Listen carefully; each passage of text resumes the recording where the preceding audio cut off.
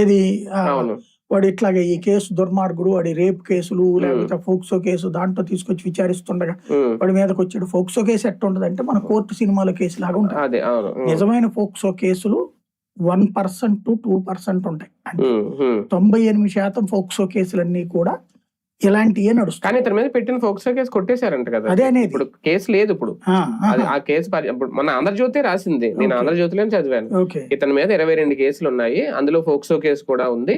కొన్ని లోక్ అదాలత్లో పరిష్కారం అయిపోయి కొన్ని కేసులు కొట్టేశారు, మిగిలిన ఒక 3-4 కేసులు ఉన్నాయి ఇప్పుడు ఇందులో. అంటే అందులో ఫోక్సో ఉందని అయితే రాయలేదు. అర్థం ఏంటి అప్పుడు ఫోక్సో కేసు అంటే ఏ లవ్ కేసును ఫోక్సో కిందకు పెట్టుంటారు. మైనర్ అమ్మాయిని ప్రేమించిన 18 ఏళ్ల లోపు అమ్మాయి ఇష్టపడ్డా కూడా ఇది లోక్ అదాలత్లో కొట్టేసుకోవడం అంటే అవతల వీళ్ళు మాట్లాడుకుంటే ఏం జరిగింది అక్కడ కాబట్టి అయిపోయింది. అక్కడ ఫోక్సో కేసు లేదంటే అంతకు మించింది మిగతాది అయితే కనుక దానిలో తీసుకొచ్చి ఎన్కౌంటర్ చేస్తారా అంటే నిజమైన రేప్ జరిగితే ఒక చిన్న పిల్ల ఆ మధ్యన ఒక చిన్న పిల్లని రేప్ చేసిన వాడు ఉన్నారు, వాడు ఏదో చెరువులో పడి చచ్చిపోయాడని చెప్పారు. దాన్ని సమర్థించాం కూడా మనం.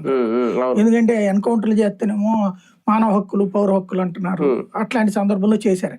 ఇక్కడ ఏమవుతుందంటే గతంలోకి ఇప్పటికీ ఉన్న తేడా ఏంటంటే అది వరకు పోలీసుల్లో జెన్యునిటీ ఉండేది, పోలీసుల మీద రౌడీ షీటర్ల డామినేషన్ ఉండేది. అంటే నేను 30 ఏళ్ల క్రితం చెప్తున్నట్టు చంద్రబాబు మొదటిసారి పరిపాలనలోకి వచ్చినప్పుడు పోలీసులకు పూర్తి స్వేచ్ఛ ఇచ్చి ఎన్కౌంటర్లు చేయడానికి స్వేచ్ఛ ఇచ్చి చితక్ కొట్టించినటువంటి సంఘటనలు